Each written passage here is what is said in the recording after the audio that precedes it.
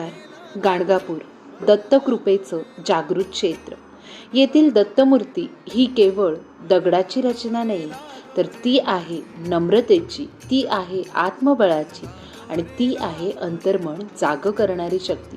ही मूर्ती बघायला गेलो तर उंच नाही आहे, कारण दत्तांना उंचीपेक्षा नम्र भक्त प्रिय आहे.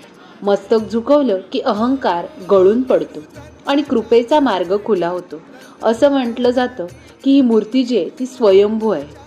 ती मानवाने घडवलेली नाही, तर श्रद्धेने प्रकट झालेली मूर्ती आहे. इथे येणारा प्रत्येक भक्त काहीतरी मागतो, पण दत्त देतात शांती, स्थैर्य आणि योग्य दिशा. गाणगापूरचं रहस्य बाहेर नाही, ते आहे भक्तांच्या अंतर्मनात. दत्ताचा हात धरला की आयुष्याचा मार्ग आपोआपच उजळतो. अवधूत चिंतन श्री गुरुदेव दत्त. श्रीराम समर्थ.